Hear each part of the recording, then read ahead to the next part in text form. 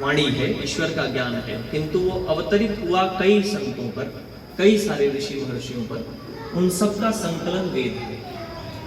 अब ध्यान दीजिएगा, ये तो भूमिका मैं कह रहा हूँ, बात पे ध्यान दीजिएगा।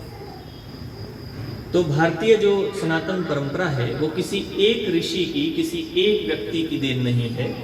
कई सारे ऋषि महर्षियों का जो अनुभव है, जो ज्ञान है, उन सब के आधार पर सनातन संस्कृति खड़ी होती है। तो इसलिए प्राचीन ऋषियों से लेकर के बाद में जितने सारे ऋषि महर्षि हुए हैं इस धरती पर, उन सब का सम्मिलित रूप से जो विचार है, जो उनका ज्ञान है, वो सब कुछ सम्मिलित रूप से सनातन धर्म में समाहित है। जैसे आप अभी रामचरितमानस का पाठ करेंगे, सुंदरकांड, तो रामचरितमानस का एक अंग है सुंदरकांड, और हनुमान चालीसा आप पढ़ेंगे, ये गोस्वामी तुलसीदास जी ने लिखी 600 वर्ष पूर्व, जब मुगल काल था भारत में, उस काल में लगभग 600 वर्ष पूर्व जो है इनका लेखन किया गया।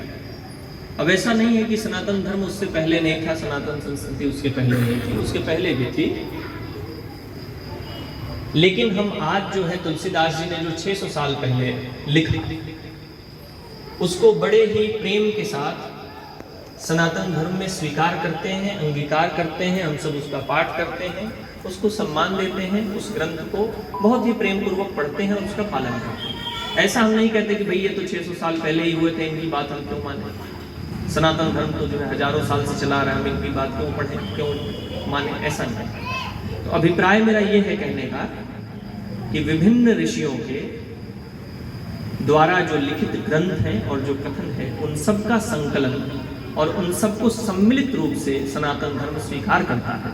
किसी एक व्यक्ति का लिखा हुआ किसी एक पुस्तक के द्वारा हम संचालित नहीं होते। तो इसीलिए कभी कभी ऐसा होता है कि जब किसी दूसरे मजहब के हिसाब से, जैसे इस्लाम है या यहूदी है या ईसाई है, उनके आधार पे जब आप सनातन धर्म को देखने की चेष्टा करते हैं तो थोड़ी समस्या होती है। तो इसलिए कभी उस आधार से देखने की चेष्टा न करें, एक बात। दूसरी बात, कुछ मूलभूत बातों पे बात करते हैं। एक शब्द जो है, हम जैसे उतने समय से धर्म धर्म शब्द बार बार कह रहे हैं, इस शब्द के साथ बड़ी जो है लोगों ने अन्याय किया है, मुझे ऐसा लगता है। पिछले कुछ वर्षों में, कई सौ वर्षों में इस शब्द के साथ बड़ा अन्याय हुआ है। हम लोगों को लगता है कि धर्म क्या है, हिंदू धर्म, मुस्लिम धर्म, ईसाई धर्म, ये सब धर्म है। पहली बात, मुस्लिम कोई धर्म नहीं है, ईसाई कोई धर्म नहीं है, हिंदू भी कोई धर्म नहीं है। धर्म जो शब्द है वो बड़ा ही प्राचीन शब्द है। जिस समय इस प्रकार के कोई भी गुट नहीं होते थे, गुट समुदाय, उस कालखंड से धर्म शब्द का प्रयोग हो रहा है। ये सब तो बहुत बाद में आया। ध्यान दीजिएगा एक एक बात पे, वरना स्लिप हो जाएगा। और दूसरी बात एक और है कि आप पहले से जितना कुछ जानते हैं इन सब विषयों पे, थोड़ी देर के लिए मेरी बात जब तक आप सुन रहे हैं, तो पहले से जो आपकी जानकारी है उसको बीच में न लाइएगा। बीच में लाइएगा तो समझ नहीं पाइएगा कि क्या कहना चाह रहे हैं। नहीं तो आप धर्म शब्द से पहले से परिचित होंगे, पहले से कुछ ना कुछ आपकी धर्म शब्द के प्रति अवधारणा होगी कि धर्म का तो ये अर्थ हो रहा है, ये क्या बता रहे हैं। तो अगर आप अपनी बात को बीच में लाइएगा तो मेरी बात समझ नहीं पाएगा कि मैं क्या कहना चाहता हूँ। तो उदाहरण से समझिए, जैसे एक व्यक्ति कोई शिक्षक है, मान लीजिए टीचर, सरकारी विद्यालय में पढ़ा, वो समय से विद्यालय जाए, समय से विद्यालय आए, बच्चों को बहुत अच्छे से पढ़ाए। ऐसे शिक्षक को जाकर के कोई व्यक्ति कहे कि मास्टर साहब आप बहुत अच्छे आदमी, हमने कई मास्टरों को देखा, लेकिन आप बहुत अच्छे मास्टर हैं, आप सही समय से आते हैं, सही समय से जाते हैं, बच्चों को बड़े ही अच्छे ढंग से पढ़ाते हैं। तो वो व्यक्ति कहेगा, अरे ये तो मेरा धर्म है। अब बताइए ये कौन सा धर्म है, ईसाई धर्म है, हिंदू धर्म है, मुस्लिम धर्म है, क्या है? ये उसका कर्तव्य है, ठीक। तो जब भी हम अपने कर्तव्य का पालन करते हैं तो हम कहते हैं ये तो हमारा धर्म है। जैसे अपने माता पिता की कोई सेवा करता है तो वो कहेगा कि ये तो मेरा धर्म है करना। अब इसका अर्थ ये नहीं कि वो कोई, जैसा आज हमने नाम दे दिया हिंदू धर्म, मुस्लिम धर्म, ईसाई धर्म, ऐसा नहीं। ये सब समुदाय है अलग अलग। धर्म शब्द के कई अर्थ हैं, एक दो अर्थ नहीं, कई अर्थ। कर्तव्य धर्म का अर्थ होता है, दायित्व होता है। जैसे आपका कोई दायित्व है, आपको एक दायित्व दे दिया गया, आपको एक भार दे दिया गया, तो वो आपका धर्म हो जाता है। फिर उसके बाद धर्म का एक अर्थ होता है स्वभाव। जैसे अग्नि का धर्म है जलाना, तो वो अग्नि का स्वभाव है, जला देती। वायु का स्वभाव है कि वो बहता है। लेकिन हुआ क्या कि वर्षों में चूंकि धर्म शब्द का प्रयोग होने लगा विभिन्न समुदायों के लिए, विभिन्न गुटों के लिए, तो हमने उन गुटों को ही धर्म समझ लिया। ठीक, अब जरा से शास्त्रों से परिभाषा देखते हैं। शास्त्र कहता है धार्यते इति धर्मः, जो धारण करता है वह धर्म है।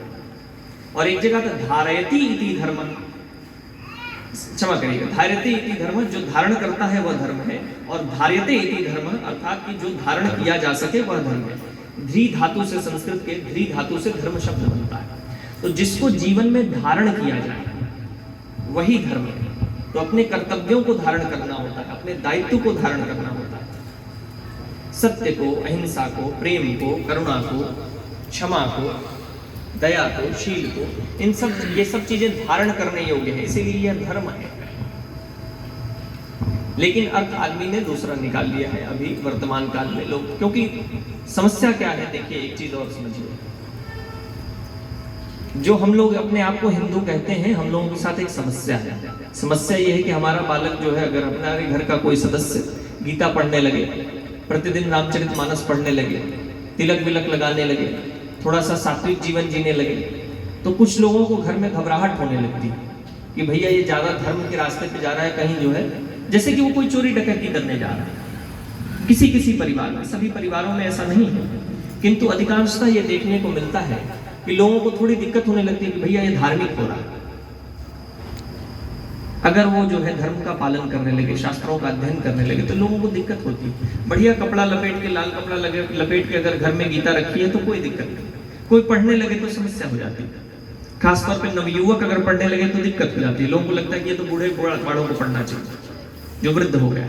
जब बालपन से आप नहीं अपने बच्चों को जो है संस्कृति, सभ्यता जो आपकी है, आपके ग्रंथ जो कहते हैं, वो जब पढ़ाइएगा नहीं, समझाइएगा नहीं, और आप चाहते हैं कि आपकी हिंदू संस्कृति बहुत महान हो जाए, आपका देश महान हो जाए, ये हो जाए, वो हो जाए, वो आप मानेंगे, आप कहेंगे, हो नहीं पाएगा। होगा तब जब आप अपने शास्त्रों का अध्ययन करेंगे, उनको समझेंगे, उनको पालन करेंगे, और अपने परिवार में भी दूसरों को समझाएंगे, उनसे पालन करवाएंगे, उनको पढ़ने के लिए प्रोत्साहित करेंगे। तब कुछ आप जान पाएंगे, समझ पाएंगे और आगे बढ़ पाएंगे।